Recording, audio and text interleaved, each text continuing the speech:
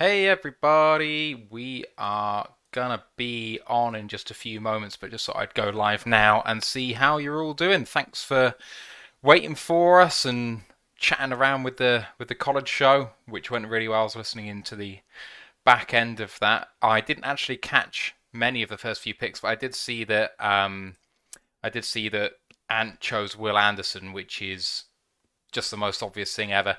Um, let's let's just talk about that briefly while I wait for the rest of the guys to come in here. Would you guys be taking Will Anderson at one if you were picking right now, or would you be going quarterback? Because it seems to be the only choice, right? And if it's a quarterback, then who are you going for?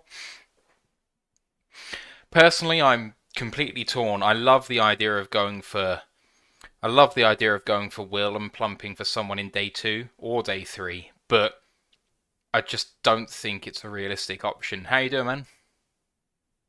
I'm good. I just went away and got myself a beer. I can chill now. You're doing the stream, so just Hell come yeah, along and man. offer my insight. Oh, Grandizer is in the chat. I must apologise to you, sir, for not having a Miami guy on this one. Did manage to get in contact with Dolphin UK, and they said they'd see if they were free, and then they never got back to me after that moment. So that was really frustrating because I kind of held out for those guys, given that I made contact. But it happens that way. I tried to make late contact with the guys that you recommended on our last show, and I couldn't DM them, so I just added them on Twitter, but they haven't got back to me. So it didn't happen, unfortunately. But there we go. Let's see if we can get them on for Monday. Yeah, yeah, it's always the way of doing it, isn't it? Are we live on Twitch or not? I think we are. If anyone's on Twitch, can you just say hello in the chat so I can see if we're live? I can't on Streamlabs, which is a real frustration. I just have Halloween. Twitch open at the same time. Yeah, that's probably the way to do it, isn't it? I should probably do that. That's all right. I'll go on and check. It's one of those things where it just takes so much bandwidth to do what we're doing that it's kind of frustrating in Yeah, itself. we're on. We're on. Cool, cool. There is the man himself. I like the fact that when we go on to Twitch, it said this is intended for mature audiences, and I'm like, ooh, I'm mature. Mm. Mm. Yep, we seem to be on. Yeah, that's cool. All right. I'm just presuming that you guys don't want to fuck about with too much chat because you've been going for a long time already, as always. Yeah, up to you. Well, hang on. I kept that. Well, yeah, yeah. At It's a 2 hours lot to and talk. 20 minutes, you kept it short. It's a lot to talk about. Mm. You try explaining college football in less than 2 hours, doing a review, a preview, and a mock draft. They It's they got to be done. they run the ball a lot because quarterbacks can't throw in college. Thread. Who's that? Oh, just generally Oh, speaking, running backs are absolutely massive in college because even at that level, quarterbacks tend to be atrocious. So it's just a more reliable way of playing the game. a lot of good running backs around this year, so a Blake dime a dozen, the good ones. Blake Corum now PFF's top-ranked college running back this season.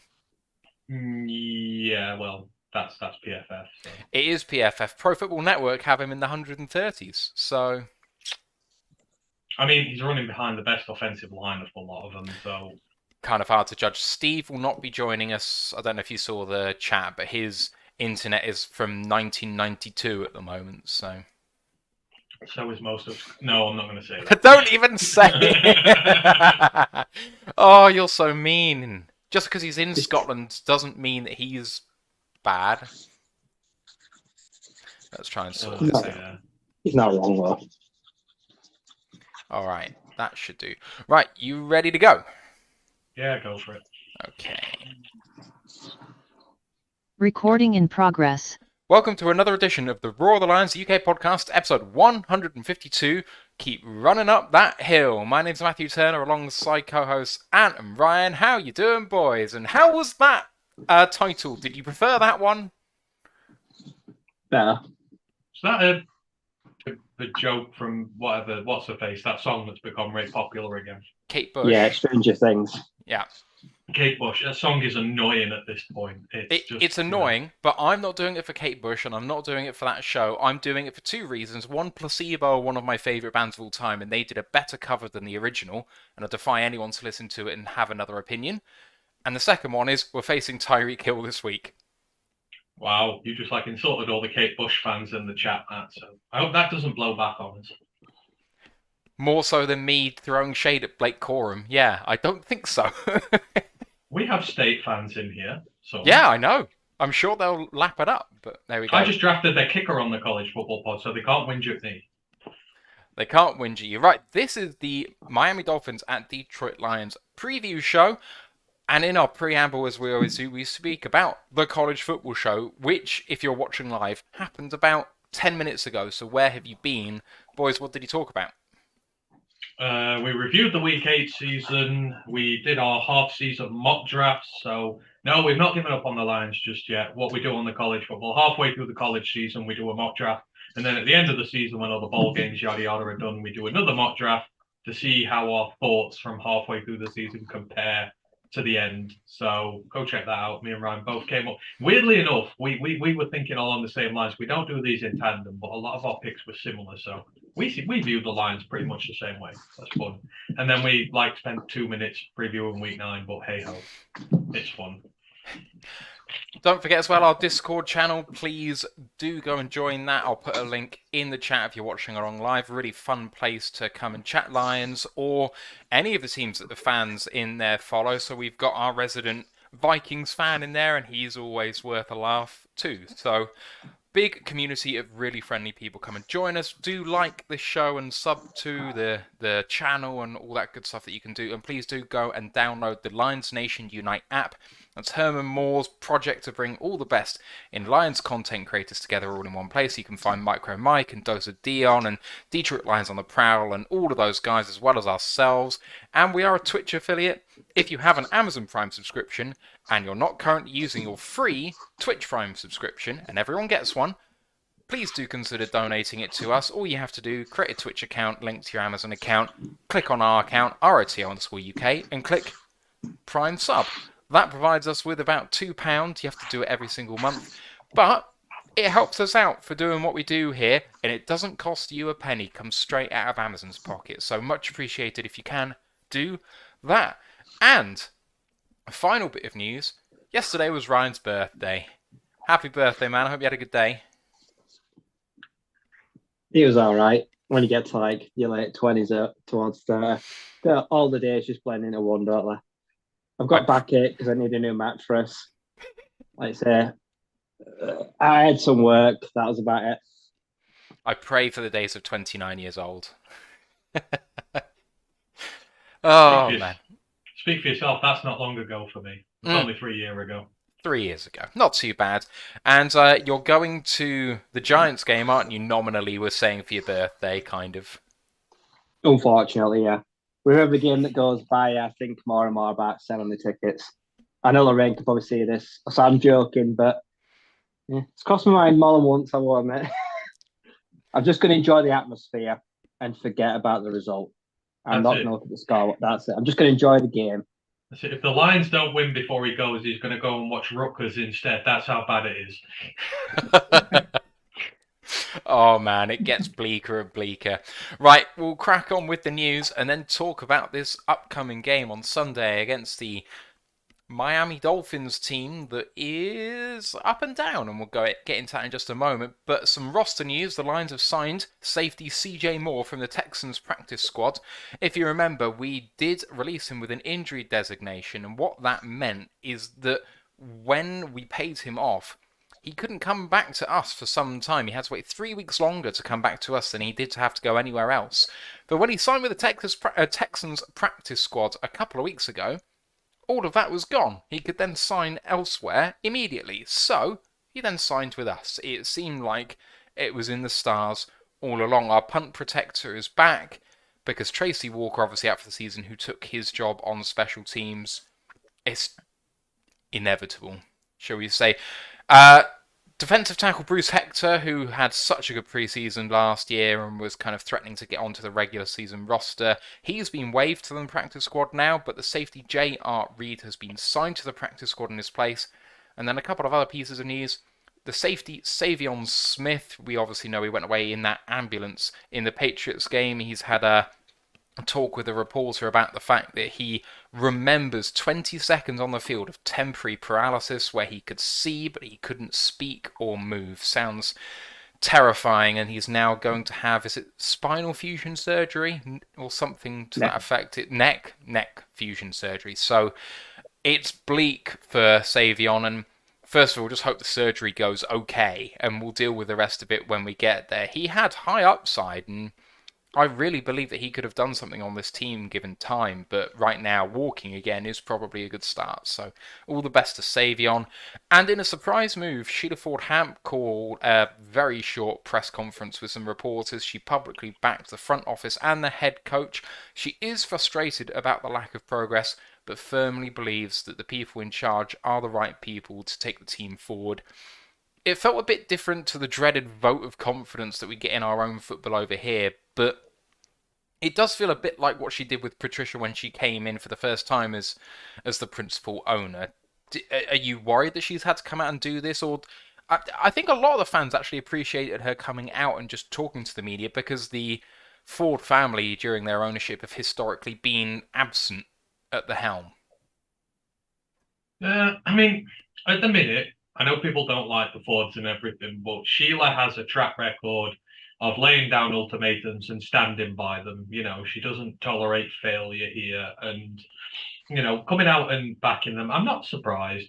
Because, I mean, don't forget, Matt Patricia had another 12 months left on his tab before he got outed here, and he took over a playoff-bound team, a team that was on the cusp of winning the playoffs. Dan Campbell inherited one of the biggest messes of a franchise ever. Tons of, you know, no cap, you know, veteran players earning lots of money who couldn't be asked. It was always going to be a longer turnaround period. And I think, you know, she is right in a way. I know I'm frustrated as hell this season about the progression. And I've not been shy in, you know, putting those views forward. But at the end of the day, we have to realize that just recycling through coaches every few years, it's not going to help. And, you know, these guys started off in a much worse situation than Quinn and Patricia ever had to deal with. You know, Brad Holmes still needs to sort out the cap. That's not his fault. You know, he inherited such a mess. He's still trying to sort that out, get the players in, really give us a chance to do it. So, you know, I'm kind of glad in a way she came out and said something. But, you know, I know that she cares. You know, everyone said she weren't going to follow through on the Patricia ultimatum. She did. And, you know, if she comes out and tells Dan Campbell, you've got so much time to save a job here, I fully believe her otherwise. So, you know, I believe she's got standards and will stick to them, but I'm glad she's backing them for now. For me personally, the ownership, I know everyone like bad mouths them on Twitter, they're basically the bad guys and all this. I've never really been that bothered about the Fords, what they do or what they say. People demand she sells the team. That's not going to happen, because whether we like it or not, Detroit Lions are probably one of the least desirable sports franchises in major sports. Put team up for sale, no one's going to buy them. No one's going to want to buy the Detroit Lions. And anyone thinks they do, I just don't buy it. She's more vocal and a bit more in the public eye than, let's say, her predecessors. I feel like it's more the fact she came out and said something probably more important than what she actually said. You know, we knew we were going to get the whole jargon, like, yep, I back them, I trust the leadership. Like, it's basically written on cards for her when you just recycle it. Like I say, we did hear it before with Patricia, but the fact she's had to come out so soon and do it is just very telling. Like you say, there's people out there that are already putting a lot of money on DC to be the next head coach fired, and people think, like you say, that he's on a really hot seat. I feel like nothing is going to happen in season. There will not be, just won't be anything happening in season. They're just not going to do it. Like I said, Brad Holmes, to me, so far, has done a pretty good job. Like I said, he's got some evident misses. Like I said, Levi's a miss. Iffy, a miss. Barnes, Virgin, a miss. But I'm willing to overlook all them for all the good he's done as well.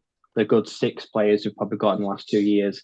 Like I said, that's before seeing Jameson. So I think off the field, trending in the right direction. Coaching, there's the rest of the year left to evaluate this. So yeah, at least she's honest.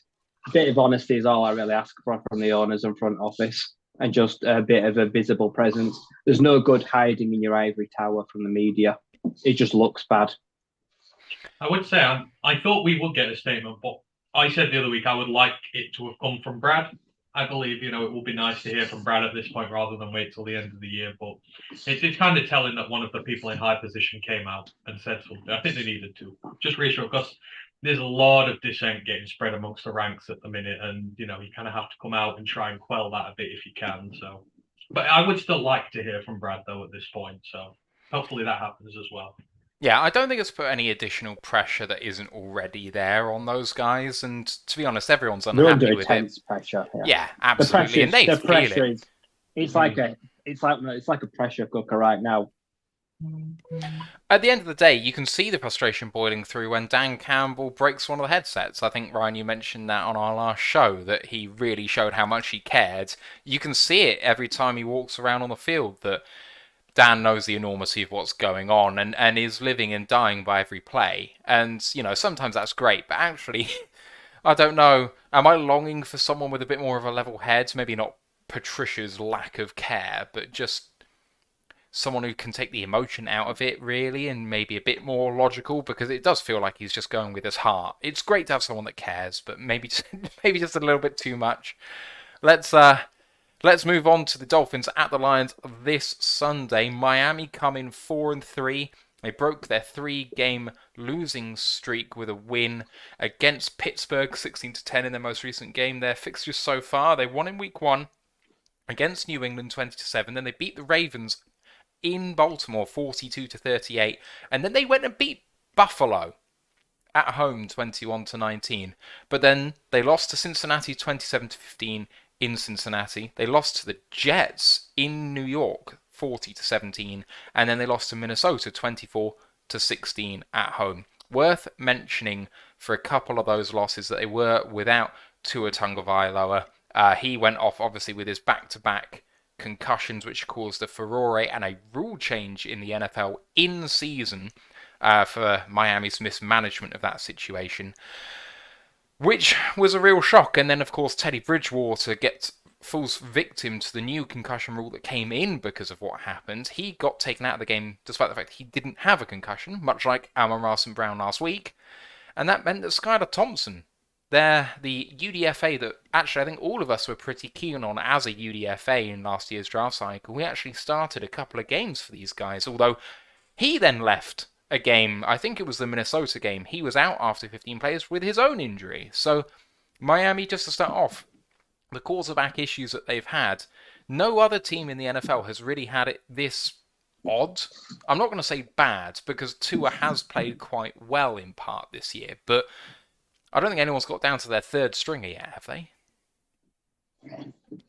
Not really. Like I say, they've been very unfortunate to go through 3 QBs for the first few weeks, and I'd say just the controversy about it as well. I'd say Tua, the first concussion, the fact that they let him play again so soon after that it was criminal. I'd say it was so bad how it was managed. He was absolutely written off, and then to throw him out there again. I've always said players need protecting from themselves just as much as they do other people. Right, so you think you're all right or you want to play, but you're not putting the team in the best chance to win your own health before wanting to play. That is often an issue in pro sports. Players just are not willing to sit one more out than they have to. And long term, it can be very detrimental. But yeah, Skylar Thompson, he hurt, I think, his hand or his elbow, like say, within like a quarter. So they were just back to the cycle again. It's weird. They're such an inconsistent team, the Dolphins. Like I said, none of the QBs scare me, but they're full of weapons. The team in general, but the QBs are all, I think, average at best. But they're a very up and down team. Beat the teams they shouldn't have done. They lose to the teams that they shouldn't. I don't know which one's going to turn up. Going into the game, Betfair have the odds. Dolphins are 15-8 on in this game. Big favourites. Lions are 6-4.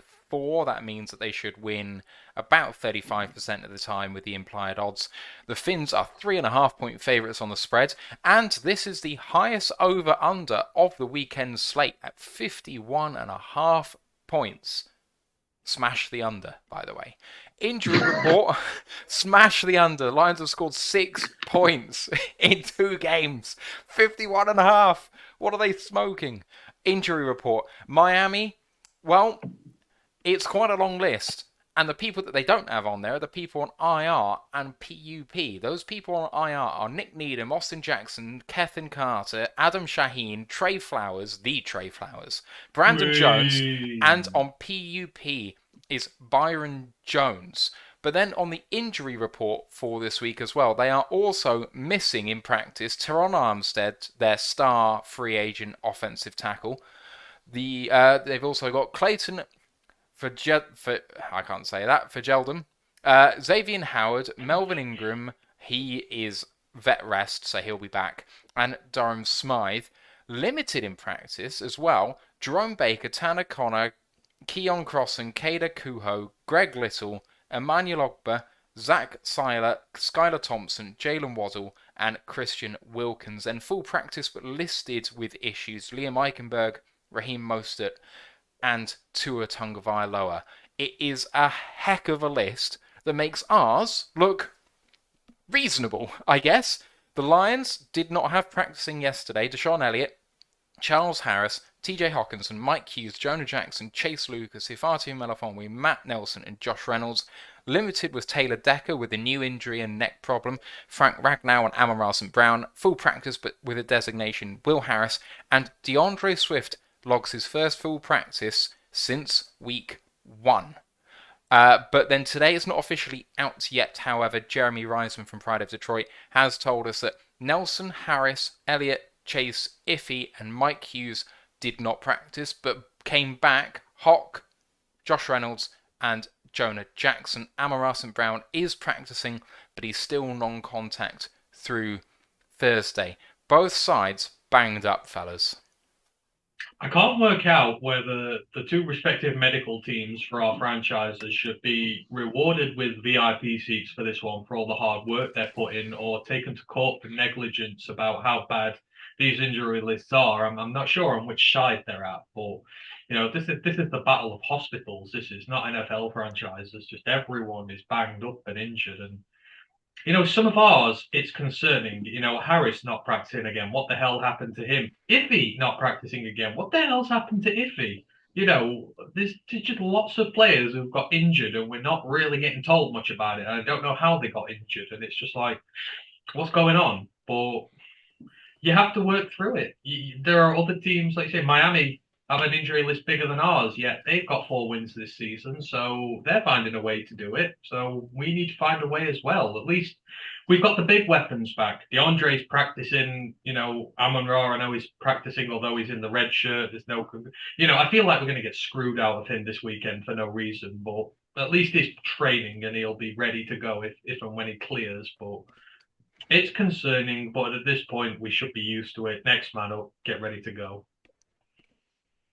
I just despair. Like I say, it's just if DeAndre Swift, if he practiced all week and didn't play on Sunday, I would not be surprised in the slightest, because that would just be our season in a nutshell, wouldn't it? If for just no reason he didn't play, even as a practice, like I say, Amon-Ra, the decision is basically out of his hands. It doesn't matter, does it? Like I say, under the new rules, a lot of the team as well, it's even out of their hands. Like I say, right now, you're just hoping that someone gives him the green light and says, "We've seen you practicing, we'll let you play." But right now, I'd say his status is very unknown as well. And then, like you say, Jonah Jackson can play a whole game, and then he's limited with an injury. We've got guys that all year just have to play through injuries, different injuries. We don't know how we get them, where they get them, just expected to play. And it's nice to see someone as banged up as us, like I say, because you see the Jags, like I say, they've just got Jamal Agnew listed. One person. When was the last time the Lions had one person injury list? Ash, if you're watching, go find that injury list for me. You'll do well to find it. But yeah, it's just, at this point of the season so early, this is why I don't play fantasy football either. This is just a shit show. I hate it. I played it 1 year in my life and I hated it. I'll never play it again. I think this is going to be my last year doing it. It's just too much hassle for what it's worth. I've won my titles and I can retire happily. I love it. I can't get enough of fantasy football, but on a podcast, no one cares about your fantasy team. That's what the draft dudes say, and I subscribe to that process. So I'm going to move on and talk about the Miami depth chart. And at the offensive skill positions, it's an embarrassment of riches. Tua Co is starting quarterback and expected to play in this game. Running backs Raheem Mostert and Chase Edmonds, also backed up by Salvon Ahmed and Myles Gaskin. Wide receivers Tyreek Hill, Jaylen Waddle, Trent Sherfield, Cedric Wilson, who's barely played, and Eric Izukama. At tight end, they have Mike Gesicki, who has come alive in the past couple of games. He is on the block and is expected to get traded before the deadline on Tuesday. So let's see whether he's still there by Sunday. Probably get dealt on Monday for all it's worth. It is a leaky offensive line led by at left tackle Teron Armstead, who was out of the last game. No, he wasn't. He was out of practice on Wednesday. He did play against Pittsburgh. Liam Eichenberg, recent draft pick at left guard. Centre Connor Williams. Right guard Robert Hunt. And right tackle Greg Little. The defense, it is shifty. Did not allow any points in the second half against Pittsburgh. Did get a couple of interceptions. And they do get some push up front. Christian Wilkins, Raekwon Davis, and Emmanuel Ogbah, the front three. The two outside linebackers are Melvin Ingram and Jalen Phillips. Inside linebackers, Elandon Roberts and Jerome Baker. Then the back four of Xavier Howard, Eric Rowe, Javon Holland, and Noah Igbohenebe. I hope I got that one right. I never get that name right. Also got some good depth pieces in people like Andrew Van Ginkel, Channing Tindall. It's a defense that, despite some significant injuries, Byron Jones perhaps being the biggest one on that list, that has put a lot of teams under pressure this season. Special teamers, they got Jason Sanders and Thomas Morstead as the kicker and punter, respectively. So, this offense, I mentioned that it is particularly frisky, especially at the skill positions. Overall, the team is 17th per PFF as a grade of 74.9, but that offense is midfield, 71.2 graded per PFF, but Football Outsiders has them as the 6th best offense with a rating of 12% above replacement. The defense, on the other hand, PFF have them at 11th overall with a 70.1 grade, whereas Football Outsiders have them at 19th with a 2.9% grade. So this is a team that has differing opinions depending on which statistical measurement that you like. But one thing that both agree on is that this is the worst special teams unit in the country. Not Green Bay, not Arizona or anyone else. It's this Miami Dolphins with a minus 6.1% ranking on special teams, 32nd in the NFL. I'll go through the stats for the offense and defense in a moment, but let's just stop here and take a kind of high-level view at all of this. They are banged up, as we talked about earlier, but in terms of the skill positions on offense and defense, they've got weapons, but fundamentally, sometimes there seems to be a little bit of a weakness in their team. On offense, it's their offensive line. On defense, maybe it is just injuries, but they seem to give up plays here and there. What have you guys kind of seen throughout the season from this team before we dive in more specifically? The offense is very volatile. The Pittsburgh Steelers gave us the exact blueprint we need to win this game. They put up all their points at the start. And what were they doing at the start of the game? They were running the ball well. And what did running the ball well entail for them? It meant they get to open the play action pass book to Jaylen Waddle and to Tyreek Hill. And that is what their offense is. The second the Steelers got on top of that run game, put them in third and long situations, that offense became anemic, bad, terrible, couldn't do a damn thing. And that's what you've got to do. When you've got a good running back room like those who put them in second and short situations, third and short situations, Waddle and Tyreek Hill are going to kill you. They really, really are going to kill you across the middle of the field and down deep. So it's very simple. Stop them running the football. Put pressure on that bad offensive line. When it's doing well, When it's in garbage time, chasing points, etc., it's good. But you stop that run game, and it is maybe 20% as effective as it is when it's in favorable situations. That's how bad the drop off is for them. You got Tua coming back from a concussion. He's not going to be 100%. I don't care what they say. So if you're the Lions, you take a look at this. You look at Liam Eichenberg, leaks pressures like they're going out of fashion. The right tackle leaks pressures like they're going out of fashion. Target the weak ones, target Tua, hit him hard, get him, uncomfortable, stop that run game, and then all of a sudden, that Miami offense is basic. It's really that simple. Go and watch the Steelers game, see what they did wrong at the start, see how they adjusted, and see how that offense just tailed completely away. See, you said plethora of riches, and then after two wide receivers, I just heard static. I just heard a lot of bums and nobodies after Waddle and Hill, because they are. Like, they weren't even the people you named after that. I don't think they'd even start here. Like you say, so other than obviously Gesicki, there's a good chance if Gesicki's there, he murders us, because Titans, as usual, are kryptonite. But this team, we've seen it before, they allow lots of pressure. As Ant said, QB hits. If you want to go put Tua in a body bag, go do it. Teams have done it before multiple times. This is the game where Hutch can really flash. If he wants to, he could take, if Teron Armstead don't go, he could take their best tackle, hopefully put him in a spin cycle. Like I said, Deshaun Elliott, he will be blitzing in this game. You will see safety blitz. You will see them trying to put their quarterback under pressure. Like I say, and this is a game that offensive line is out there to be exposed. Now, Mostert, probably one of the fastest backs in the league, he's got explosion. But if we're able to bring pressure up into the box, if we're able to say Pascal as well, if he's able to help in that run game, shut up the middle, make them bounce outside, make them put the onus on the quarterback's passing, then if Okuda can at least take away one of the targets, that's all I ask of him, because it's a big old matchup. He's not fast, so you don't want him on Tyreek Hill. Tyreek Hill could murder Jeff Okuda, but he could murder any of our secondary because we don't have anyone that's got any speed about them, unfortunately. So this is going to be, it's going to be tough. There's going to be a chunk of players passing yards, but if we stop the game and get to the quarterback and we get QB hits, that's probably our only chance, is to try get Teddy in the game.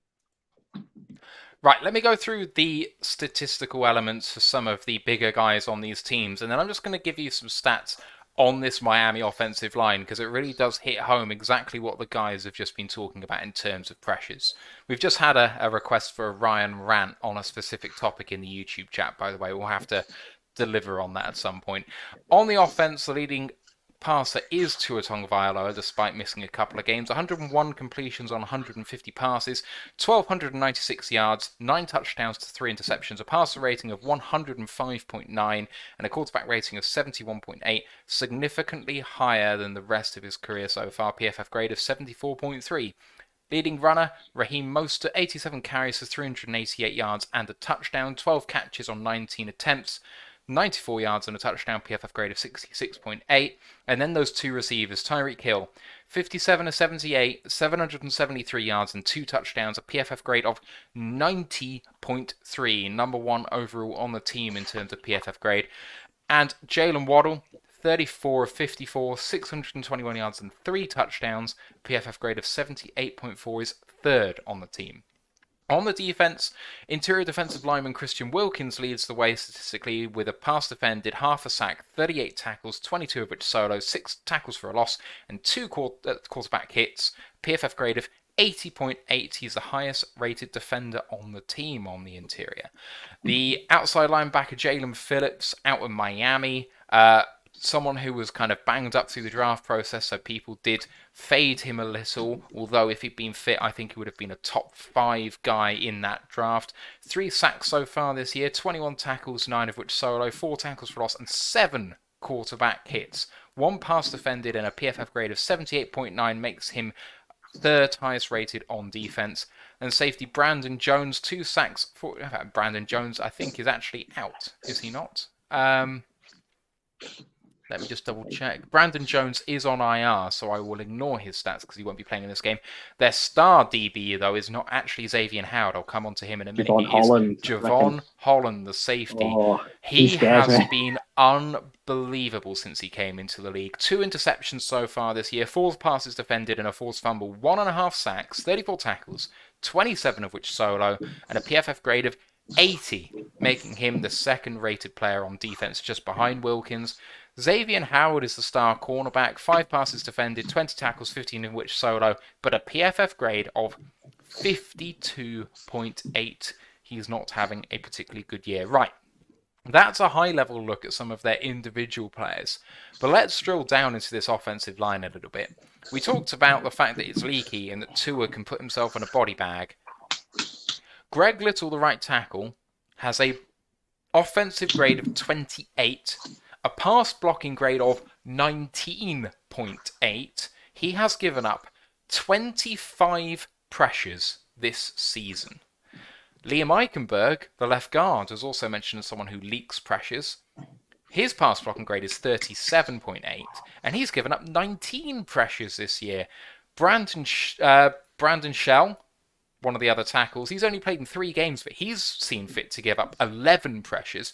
And even one of their better ones, Robert Hunt, the right guard, I believe, he has given up 11 pressures despite being one of the more highly rated players. Even Teron Armstead's given up 8 pressures. This is a team who has a couple of good players on that offensive line, but on an offensive line, you're as weak as your weakest link. And unfortunately, they only have 2 strong links, and one of them is barely fit any of the time, and that's why he left for the Saints. This is an offensive line that can be gotten at. I'm not just looking for production from Hutchinson this week. I'm looking for production from pretty much everyone. If there's one week to do it, it's this one. How many weeks have we said this, though?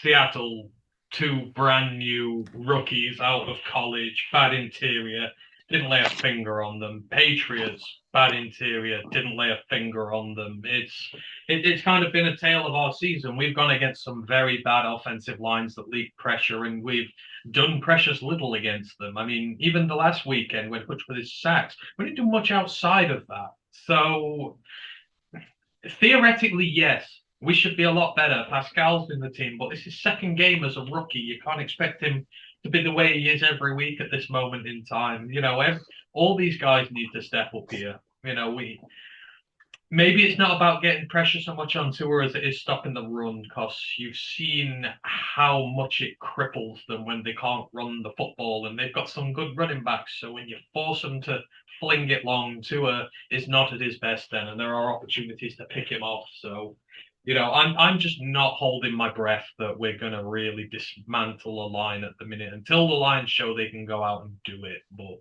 you know, it's there to be had. It's a golden opportunity for this D-line to do some work. And if they can't, then Tom Walsh has got some explaining to do, because he's got a lot of talent to work with on that line, and it's consistently underperforming, apart from Aiden. I think outside of that, and Pascal's 1 game, and McNeil doing all right, but outside of that, you get very little. So it's up to him this week if he decides if he wants to job in the future much longer here or not, because I'm very close to cutting him the way he's playing. But, oh well, coaching.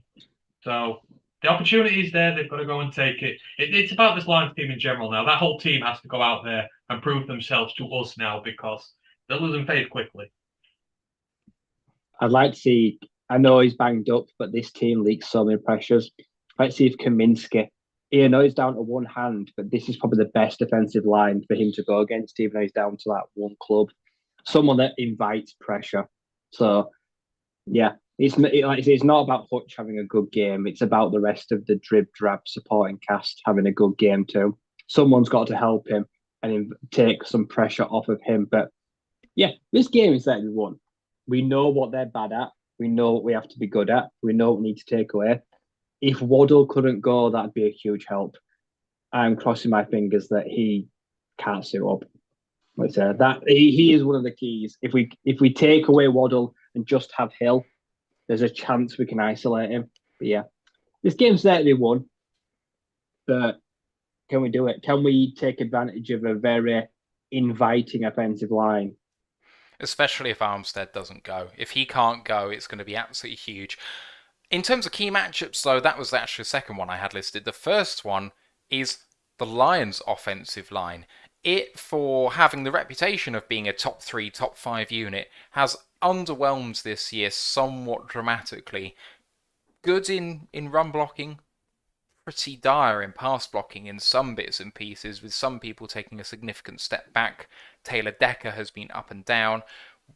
The only real shining light throughout everything has been Jonah Jackson, who's banged up, and Penei Sewell. Ourselves, we only have 2 guys really doing the business right now. Even Ragnar's taken a small step back, despite the fact that he has still been pretty solid. So right guard and left tackle an issue, and against a defensive line that has been frisky so far this year. I already mentioned Jaylen Phillips and Christian Wilkins, but they've also got Melvin Ingram. And between the 3 of them, they have... Oh, and Zach Sealer as well. So between the 4 of them, they have 63 pressures this year. That's a pretty frisky line, boys, and we're going to have to be on our guard. They're going to come at us. One of the things I saw is that they like to blitz and they like to do stunts. They only rush 3 or 4 quite often, but when they come at you, they're trying to come at you from places that you don't expect. It's that sort of kind of San Franciscan type thing that we've come to expect, but coming from an offensive head coach in San Francisco, he's just trying to kind of do that, as well as the Dolphins just kind of having been good on defense the last few years, especially with the former head coach who got fired, whose name escapes me, who's now at the Steelers. Oh, why have I forgotten his name? I should really just research this instead of saying names that I can't remember. Who was the black head coach who got done for not losing on purpose? That's the one, Brian Flores. Thank you very much. And thank you to Grandizer in the chat. So this defense has been good for some time. Trey Flowers had 8 pressures this year before he went down injured in 4 games. Don't even try and salvage that. Highlight reel! Yeah. No. Don't even try. You've lost that one. You're just going to have to accept your big fat L for that one and accept that he never had a highlight reel in Detroit. Ever. Never. True. But can the Lions' offensive line survive against this pass rush? They have not acquitted themselves well this year.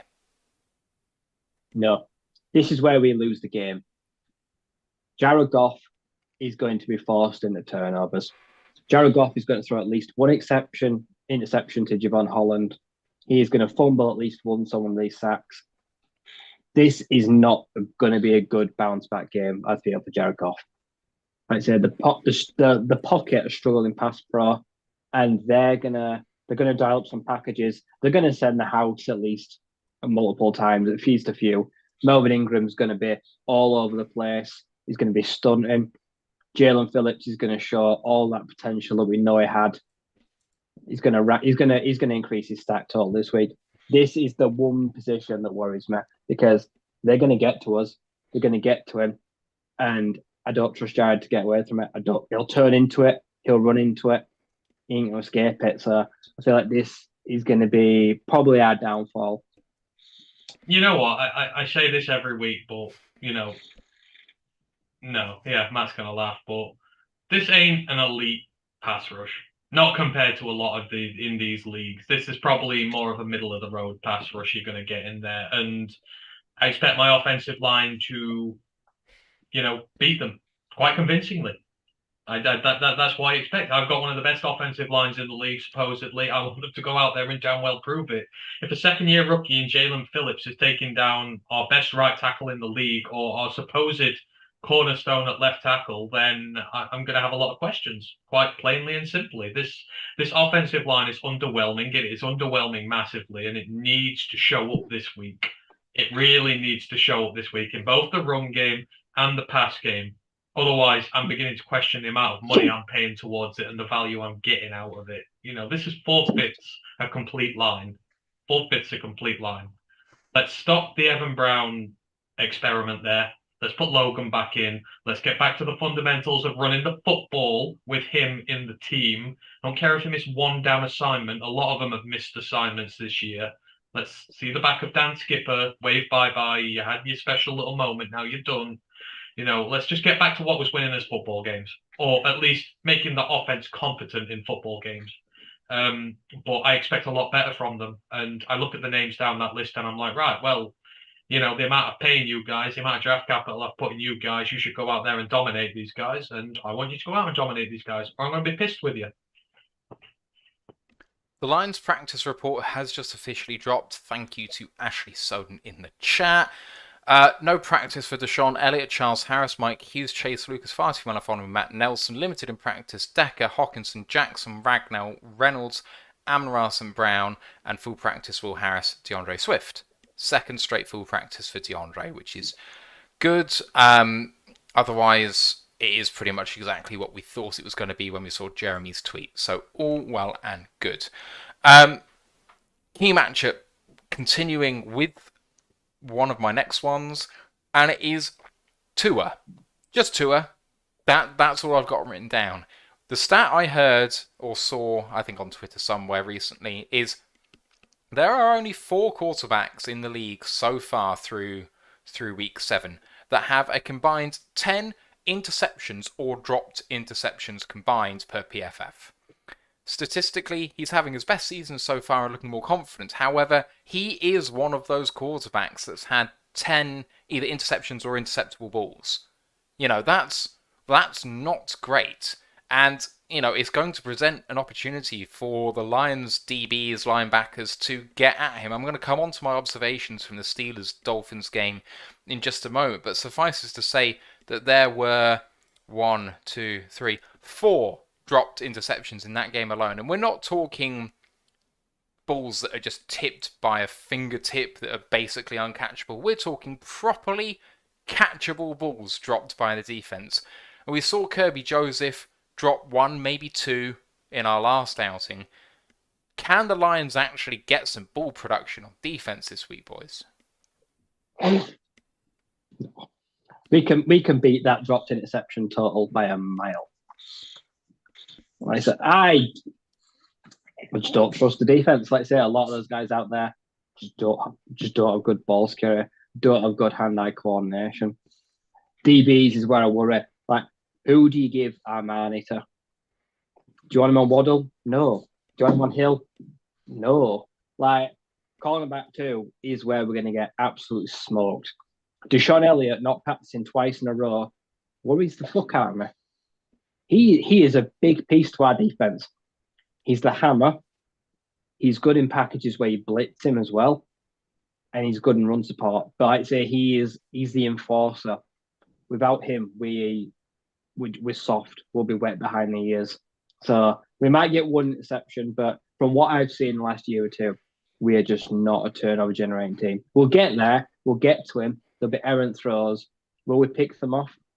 I've not seen enough to convince me that we've got guys out there that just pick off balls. So I'm not sure.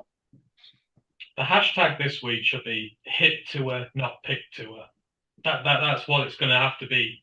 It's going to have to hit him and sack him and stop him making the passes to start with. Because I'm with Rye. I don't really trust the secondary at this moment in time. I don't feel like Jeff's really had an opportunity for an interception this year. Not knocking him, but he's kind of more the man-to-man at the line of scrimmage, the aggressive guy who stops them getting passes in the first place, but not the guy who picks them. And then outside of that, who the hell you got? Not many people, really. So, when your quarterback is hurt and he is not playing well, if Miami are taking the opinion, they are rolling him out there knowing full well he's just coming off 2 concussion blasts. Miami are doing that. They're putting him in harm's way. Well, make sure harm gets in his way. Make sure he's sacked 4, 5, 6, 7 times. Keep hitting him again and again and again until you force him out of the game. Teddy's just come out of concussion protocol. Skyler's injured. That's how you go and do it. Don't just sit and let him try and pick him off. It ain't going to work. Waddle and Hill will toast our secondary.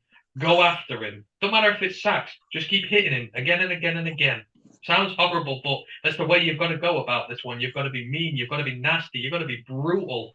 Like I say, if they're going to wheel a half-fit guy out there, then you make them regret that decision. And that is where our mismatch is on paper. Not our receivers, not their receivers versus our secondary, but our D-line against that O-line. That's where the mismatch is. That's what you go and exploit. Just stop the game and put it onto his shoulders. Stop the run game. I don't want to see this Raheem Mostert running for 10 yards a clip against us and making it easy for him. I want to see him in second and long. I want to see him in third and long. I want to see him in pressure where we can send the house and go and hunt him down. But yeah, hit Tua, not pick Tua. At the end of the day, the cornerback that makes the most sense in this game that isn't Amani. I don't want to say it, boys. Don't, because he'll get burned by the pair of them, and you know it, and I know it. But so will Amani, and at least Will does have some athleticism. Like, he is fast. He might be running in the wrong direction, but at least Amani has some pride. Will Harris has no pride as an NFL football player. He has no pride in his craft. I don't care. The amount he gets burned, and I'm sick of it. I mean, the last one was when he got dragged for 10 yards by that wide receiver a few weeks back. It's just like, mate, you've got the skill ain't there, the pride ain't there, the will ain't there, the want ain't there. That's what we need rid of on this team. I'd sooner put the Rooks back in, put Jerry in there, put, Chase Lucas in there, give these guys the reps now, let them come in and make some plays. We've seen what we need to see from some of these veteran DBs in our team. And the definition of insanity is just putting them back in again and again and again. And and I know, you put Will Harris in there, we are going to be seeing highlight plays of someone burning the hell out of him come Monday. It'll be all over Twitter, as per usual. The only thing about Chase Lucas is he's probably not going to go. As far as I'm aware, he's still in a walking boot. He's almost certain to be out for this game. I'll put Jerry in there then. Jerry's only been practicing for 3 weeks and he's only been suited up for one game. I wouldn't blame him if he's just not au fait and up to speed yet. I mean, he played one snap and he committed DPI in the end zone, and admittedly that was on a hiding to nothing. Like, you couldn't put him in a worse situation for his first snap in. But I'd rather have Will Harris in there with him coming in as relief just to ease Jerry back in. I mean, I feel like that ain't doing the best thing for Jerry. And right now, I'd rather focus individually on trying to make our young players better. And I just don't know how we're doing that by saying, you go and cover Tyreek Hill, mate. Good luck. So you're going to put the guy in there who's done it, been there, done that, got the t-shirt? Or would you go keep sticking him in there for the hell of it? Yeah, we'll just do that. Fine. Well, they haven't cut him yet. Yeah, well, it's probably because there's no depth there at the minute, except everybody's injured. So, yeah. At this point, I just wheel anyone out there. But he's shown nothing to this team. The cornerback experiment everyone was so happy about. Oh, we could be one of the best corners on this team. Failed before he even started. I'm just sick of seeing guys like him rewarded with snaps out here. I don't care if Jerry ain't fully fit yet. At least I know Jerry's going to go out there and play 100% and give me everything he's got. I know that much. And it's a damn sight more than he gives, so... Never see anything less from Jerry. Last point I had was, can the Lions stop beating themselves on offense? Several times in the last game, they got themselves just outside of the red zone and drive stalled. That's how we got 6 points and not 14 early on. And then when things looked like they were about to rumble, Goff goes and throws interceptions at key times, or fumbles come in. Can the Lions stop beating themselves? This isn't just a point about Jared Goff and interceptions. It's about the entire team finding ways to lose in crucial moments. In those individual moments, 3rd and 1 especially has been a real problem for us this year. Can we stop beating ourselves? See, it's not something you can just fix. That sort of... You can't just fix mentality like that. This whole season has told us that there are penalties in them. Bad penalties at the wrong time. So... I don't think it's as easy as to just say, can they stop it now? It's like, well, no. They're coming up against a lot of fast players in this, most against Hill, against Waddle. You can see the DPIs getting thrown right now. I mean, they need to be the most disciplined team out there, but generally teams don't just go from being undisciplined to disciplined in a week or two. It's a much bigger problem than that. So, again, try and take it out of the ref's hands. Get pressure on Tua, sack him, stop him throwing in the first place. Try and take that out of the equation. But I don't trust that they're just going to clean it up right away, because it's a much deeper issue than just, it's a small problem we can fix. I agree. Number one thing is stop getting called for holding. If we're having multiple holding calls, we're going to get blown out of the game. I say there were too many in the last few weeks. We're coming up against a team that sends the pass rush. Like I say, we've got offensive linemen, we've got TJ, they're grabby. When they get beaten, their first inclination is to hold back, and we're going to get called for it. So penalties, yeah. If we're getting more than 5 penalties, we're losing. That's probably where I set the over/under. If we can keep it clean enough, like under 5 penalties, we've got a chance. But if we're hurting ourselves like that, it's just going to kill us. Swift as well. We have got. Let's see what he's got. Like say, let's see just where he is in his recovery. Let's see how hard he's going to go. How fit he is. Can we create the 100 rolls? We only win this game if we run the ball, because then we buy some time on defense. That's the only way we win. They're going to send pressure. We have got to get the run game off quickly and get the ball out of Goff hands. If we're just going to if we have to sit back and tee off or pass the ball, we've lost before we've started, because I just don't trust Goff right now. I've got little faith in him at this point. All right, I'm going to go into some observations just from the Dolphins' most recent game. Now, it's an interesting one because it's against the Pittsburgh Steelers, and we know that Matt Canada's offense has about 10 plays in it.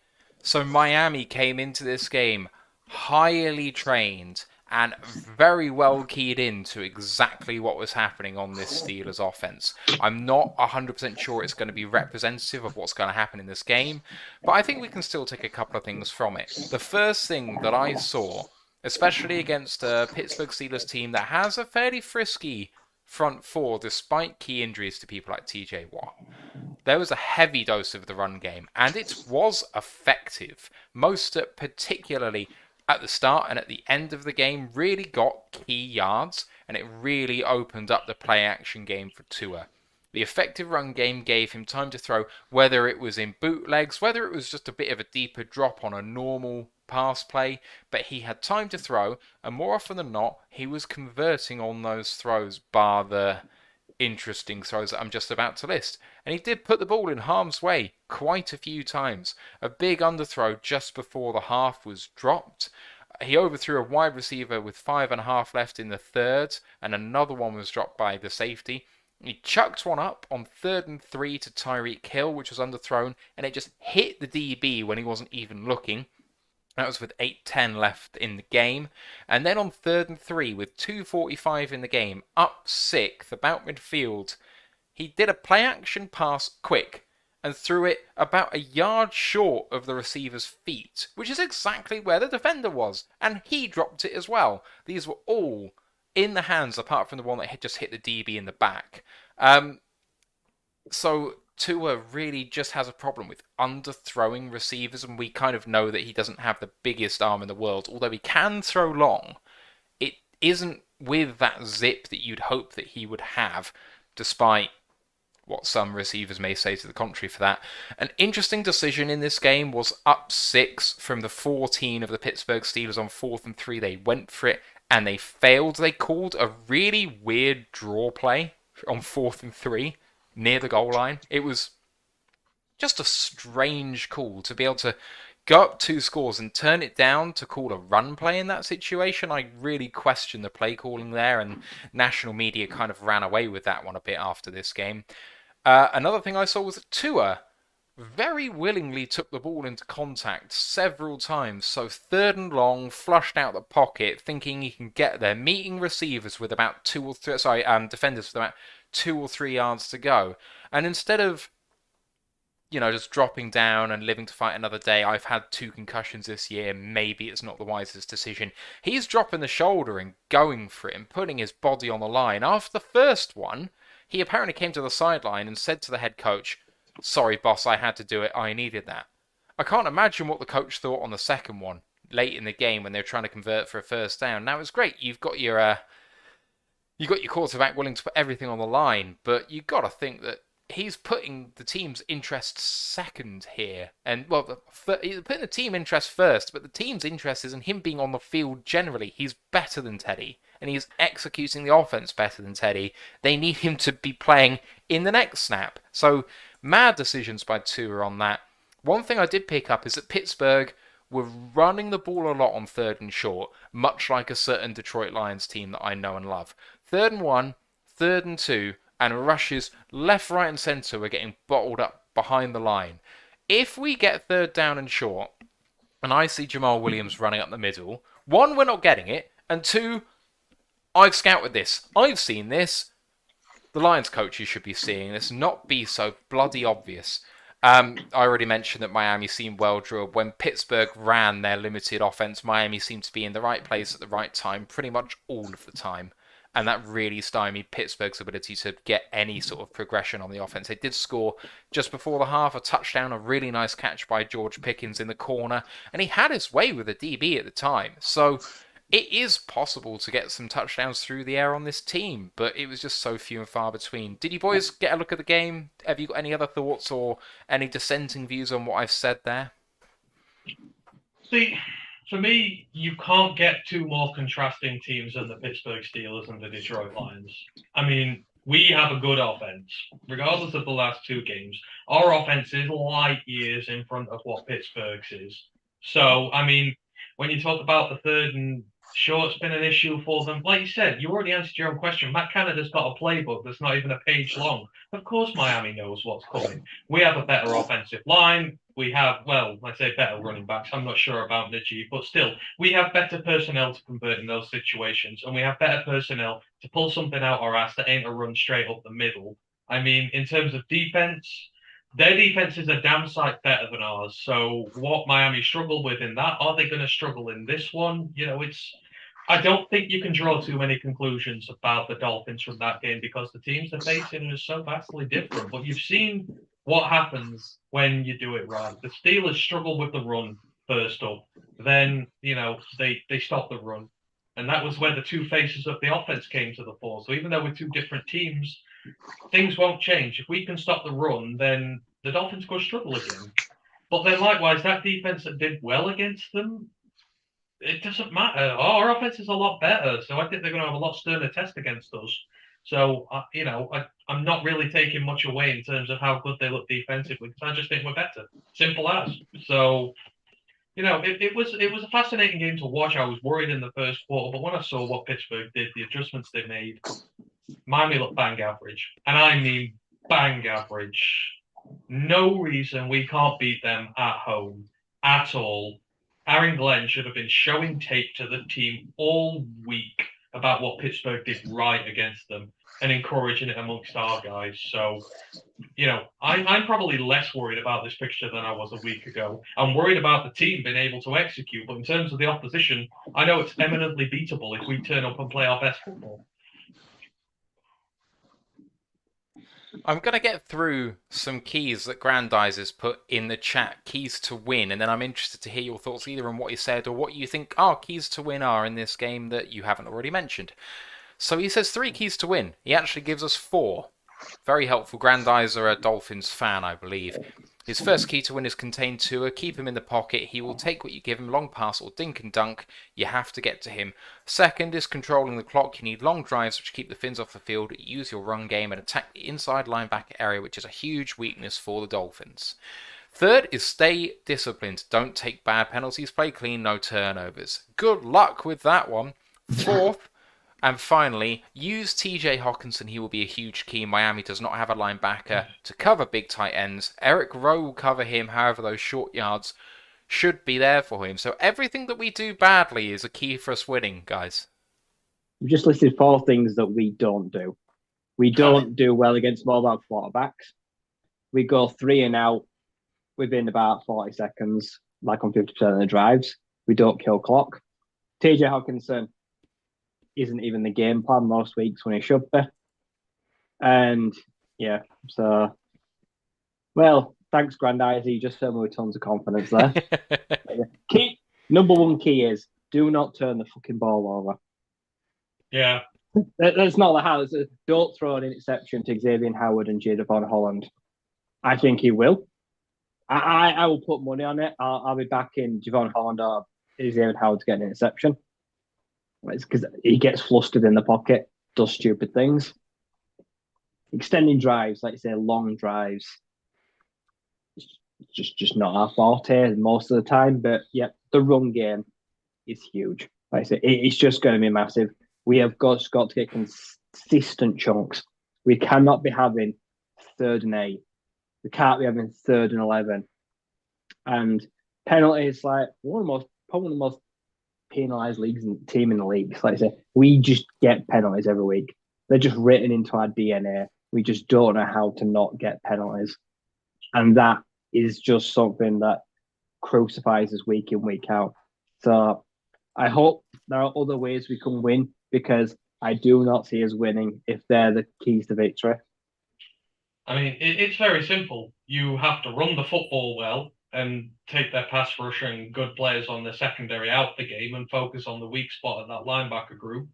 So you've got to just run the football well, put yourself in good position so you don't have to take risks in the passing game, and their pass rush can't get home. And then on the offensive side of the ball, stop them running the damn thing. And then they become bog standard, bang average. That, when Les Ryan says, clean the damn penalties up, play a clean game. They're the three keys. It's really that simple. It ain't hard to win this game. Well, obviously the team's got to play really well, but fundamentally the keys to win are very, very damn simple. Would you like to know where the Lions are in terms of penalties this year compared to the rest of the league? Absolutely not. Nope. I bet it begins with a 3. It does out not. of 30. 27th. Nope. Keep going. Oh, it's got to be something stupid then. Like, stupidly low for what we think it is. Yeah. 19th. We are pretty much bang average in the NFL. We have 6.3 penalties per game. Last is Denver with 8.3. They have a full 2 more penalties than we do on average. The number 1 team is the Rams. They only have 4 penalties a game. So that's your spread. Still a lot. Russell should just get automatic flags for those Subway commercials. Flag on the play, dangerous content. But bloody hell, it's like embarrassing content. I mean, if we get penalised 7 times on Sunday and like 3 or 4 of them are holds, we're probably going to lose. So the average, that does really say where we are, doesn't it? You're guaranteed a Ryan's rant on Monday if we commit 3 or 4 holds at the weekend. And if one of them's TJ's, you'll get a super Ryan rant. Super Ryan. Oh, I've been getting into it on Twitter today. People telling me TJ's important to the run game. Like, fuck off. What? No, he's not. Someone said to me that TJ today was important to the run game, and I just said, no. You just keep telling yourself that he's not. He gets penalties. He tries to chip when he can't. He can't sustain blocks. Like, oh, God. Right, I have got an interesting question for you guys, and I'm just going to get my stats up before I ask the question. I'll probably have enough time now that I ask it. So, 2022 Detroit Lions, who has been the better tight end so far in your opinion? Brock Wright or TJ Hockenson? I don't know, because we don't pass to any of them. Right, I know TJ 6th in yards, but he got it all in one game. Yeah, I'm not even talking about yards or statistically or anything like that. I'm kind of talking complete package, blocking, run blocking, receiving, just kind of doing your job, all that sort of thing. Kind of being complementary to the offense. I would grade the tight end room at like an E this season. I don't think any of them deserve praise, to be quite honest. I think they've been trash. Would it surprise you to know that Brock Wright has the highest average yards per reception on the Lions this year? No. I was going to say Brock Wright, compared to what they're getting paid, compared to what they're both earning, I'd say Brock Wright has been much better value for money, and that is how I will grade it. I just think we've been badly let down by the tight end room. Really badly. I mean, I didn't expect a lot for Brock. Like I said, I knew he was battling for a 2 or 3 spot. He's so far, for me, he's probably surpassing expectations because, like I say, he's currently the best. You've got to go and find a specialist next year for sure, though. A specialist blocker. I'm happy with Brock as the blocker. I really am. He has a pass blocking grade of 76, which is highest on the team. Highest on the Lions. How many pass blocking snaps has he played? 18? Oh, Jesus Christ, Matt. 18 plays on a season and you're basing it on that. Okay, Come on. do you want to know how many TJ Hawkinson has had, even though he's had over double the snaps I think they that all Brock's suck. had? I think every single one of the tight ends this season has sucked when it comes to blocking. I'm not standing up for anybody. I don't think you can make a legitimate argument for any of them. They've all been rubbish. And we need to find a guy next year who can actually damn well block. By hook or by crook. Yeah. I just think it's an interesting debate because I think Brock has looked more consistent in the passing game, receiving the ball. He looks like he has better hands, and it looks like he just has naturally more yak in his game if he was given a chance. Like, he catches the ball on the run and has good contact balance, whereas Hawk instantly falls to the floor whenever he's touched. And in the blocking game, he hasn't been given much of a chance, but every time he's done it, he's looked really solid. And we heard that is what he was good at in college, was blocking and not receiving, despite the fact he was a supremely athletic guy. Like, free Brock Wright. Honestly, just give him a bloody chance to be a bigger part of this offense. A lot of people will call for... Sorry, something's just been said in the chat. It's really going to upset Anthony. Brock Wright... No, you don't need to. I'm already upset, so... Nothing could upset me more. Demetrius Taylor has been waived. Oh, God. You took pleasure in that, didn't you? Well... I mean, that is a weird... Look at the smile on your face. Look at the smile on your face. It's just because how much you like him. I want him to be here, and I kind of want him to start, but it sucks. That sucks for him. He's been so good. And Dan has been talking about giving him opportunities. Like, last week, he was like, I need to find a way to get him on the field. Why? Why say that and then release him? It doesn't make any sense. There's no consistency. Unless James Houston gets called up now, that is going to provoke my ire. Why are Julian Okwara and Austin Bryant on this team the pair of scrubs, whilst Taylor gets dropped? For what? He's played a few snaps. Good God, man. There are some real scrubs on this team who seem to get passed from everything. He'll be back. I don't flip-flop my opinions based on them getting cut. It's exactly the same with Jamar Jefferson. He's back. It's the same with Josh Johnson. He's back. I still stand by my evaluation of Demetrius Taylor that he will make a good player on this team. They're probably just going to revert into the practice squad and keep him there until he's needed. You know, we've got pressure there now, but hopefully Houston comes up and gets us go now. But if one of Austin Bryant or Julian Okwara doesn't get their ass cut soon for doing nothing on this team, then I'm going to have some serious issues with this side. Because those two are a waste of cap space, the pair of them. I don't care if they're on rookie deals. One doesn't have a pressure, not even a sack or a quarterback hit since week 2, and the other week 3. What are we now? We're approaching week 8 now? Or 9? Yeah, nothing in a month, either of them. So, I don't get it. I just do not get why we're hanging on with this mediocrity and we're going forward. But I'm not changing my views on Taylor. I still 100% back him to make an impact at this level, be it for us or somebody else. Someone else gets him and makes use out of him. I go be mega pissed. Yeah, sympathise massively. Completely agree. Unless it is someone like James Houston coming up, it kind of doesn't make sense. I think he'll get through to the practice squad. I don't think anyone's going to be claiming him. But it sucks for him. Like, that is not helping Demetrius Taylor in the long run. And he's not really done anything wrong. And we've got a bunch of leeches on the team who get to stay here. Great. Yeah.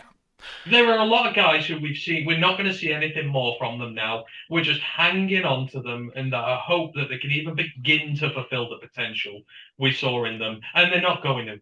Shock, horror, surprise. Get your young players in there. Young players are the ones playing best this year. Anyone who's a rookie over 2 or 3 years, most of them stink. Let's be honest. Most of them stink, especially on defense. So, yeah, screw it. Taylor will be back, but, you know, there are a few guys on that defensive line who need to get their asses cut, and they need to get them now. And Lions cannot accept this mediocrity from some of them any longer. I'm going to bring this back round full circle and just talk about a few keys for me. Then we'll sign off, and then maybe we'll continue a bit of this discussion on the post-pod little bit that we like to do on YouTube and Twitch. If you haven't listened to us live, we normally stick around for a good half an hour just chatting about random topics that didn't make it into the show. So do come and watch us live. It's good fun. It wasn't too far away from what you guys were saying, really. Clock management's going to be the biggest thing, and it pretty much is for us every week. And I think that we actually do have a shot at doing this with DeAndre Swift hitting the field this week. Don't get injured for him on Friday or Saturday. Hit the field Sunday, and he could go off for a big one. We've been kind of keeping him in reserve. He could have gone last week, but I can't think the writing was on the wall for that one already, given how the season has gone. He's back now and fully fit. I think he could run over this Miami Dolphins team.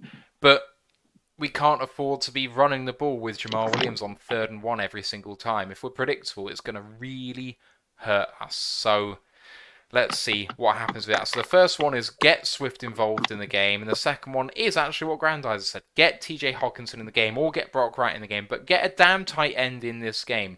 Wide receivers are banged up. We don't have too many of them. Will Amon-Ra go? I don't know. It doesn't matter. Get your tight ends involved in the game. They should be a really big part of this offense receiving the ball. God knows they can't block, at least on Hawkinson's part.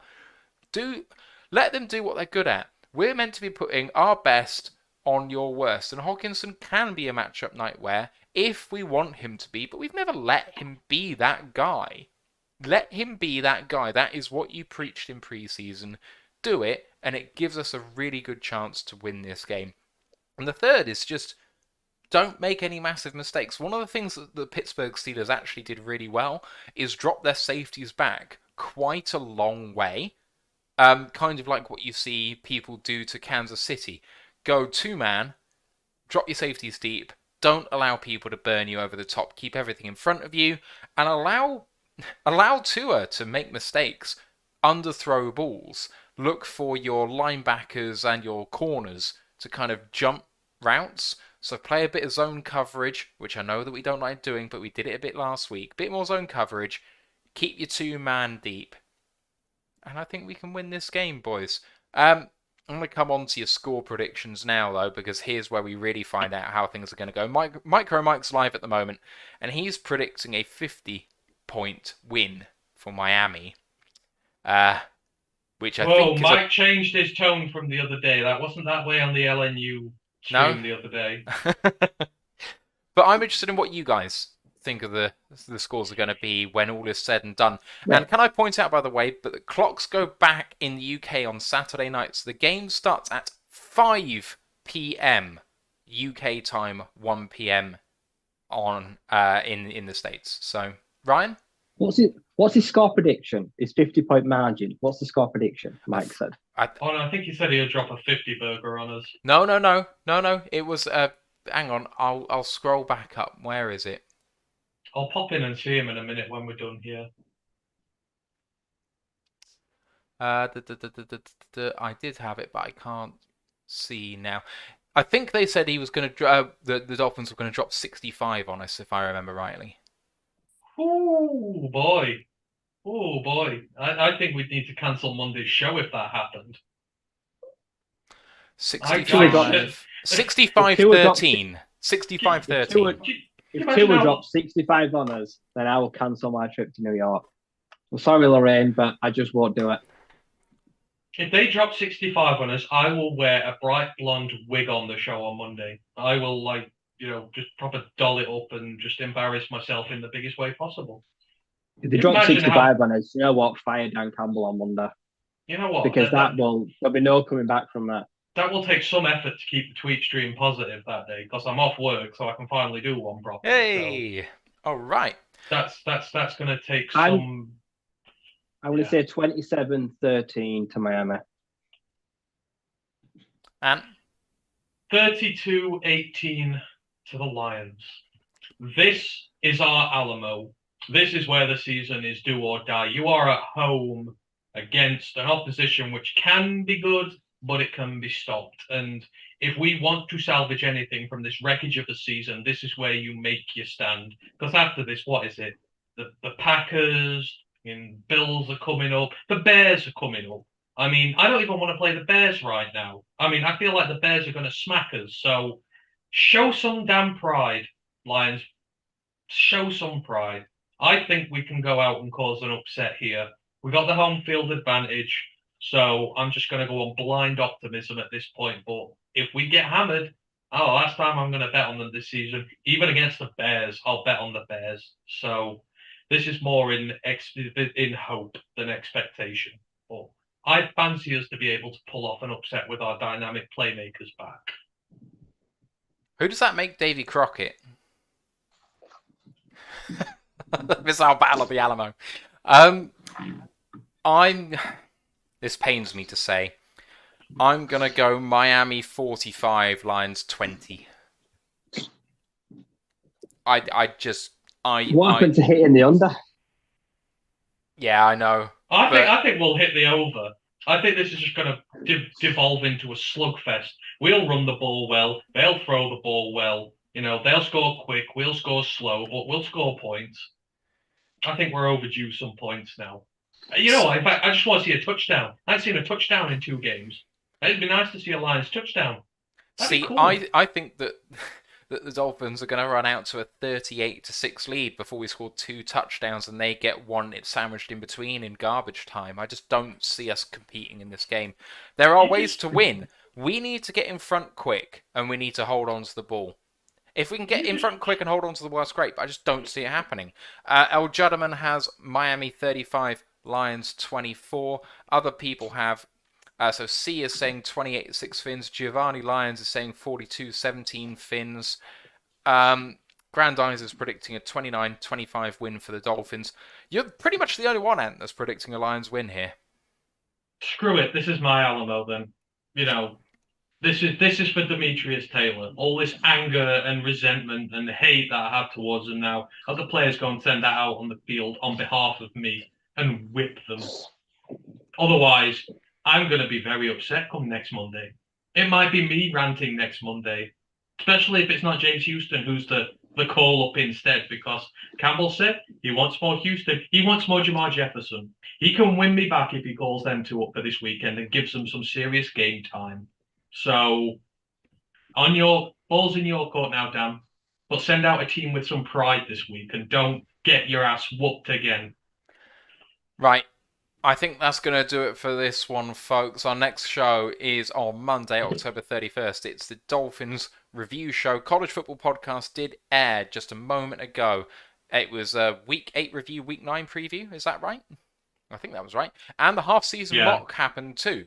Half-season mock happened for the boys. Find out who they've drafted for the Detroit Lions at the end of this season, going on the current pick order as it stands.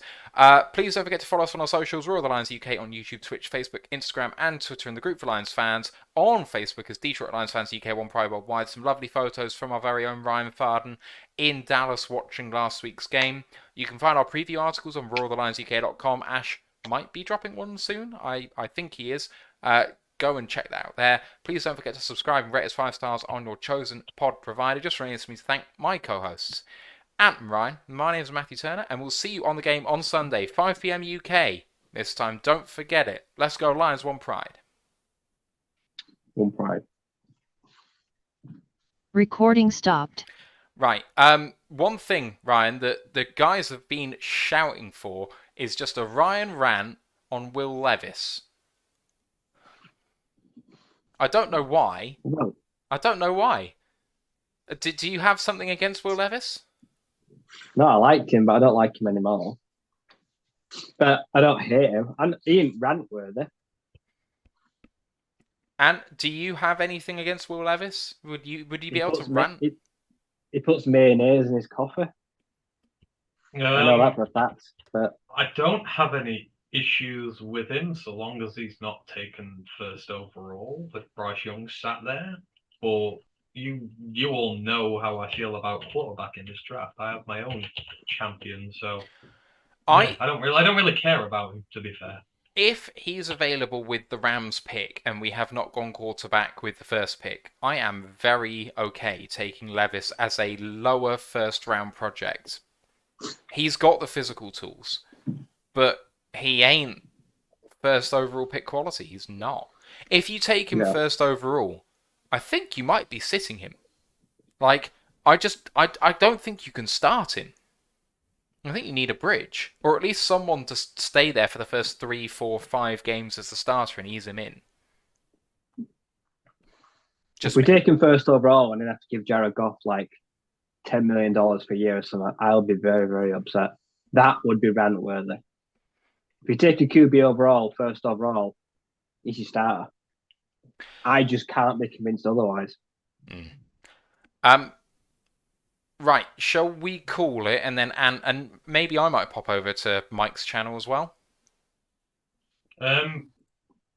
If you want to go in, that's great. There's only 20 minutes left, so I mean, if you want to go, then go. I don't want us to both go and us both like cancel each other out. So why not?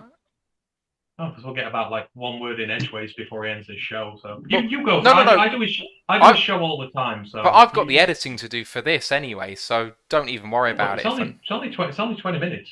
Right. You go and do it. I see plenty of Mike, so you go over and do it. Grandizer's saying all 3 go. Let's go, but you know. Shh.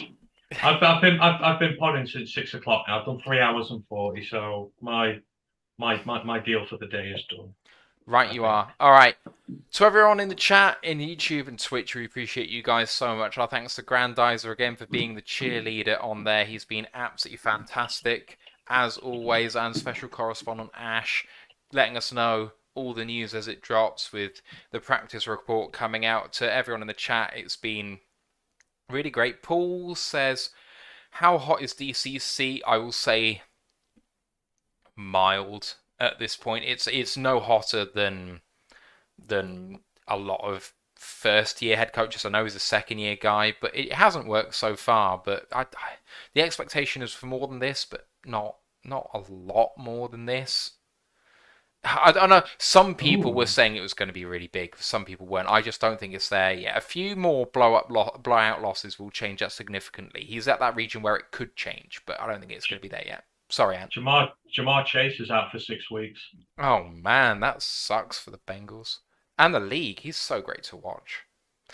Right, we're calling it there. We'll see you on Sunday for the game.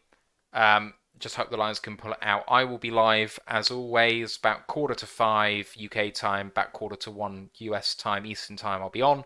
Hope to see you there. Let's just pray for a good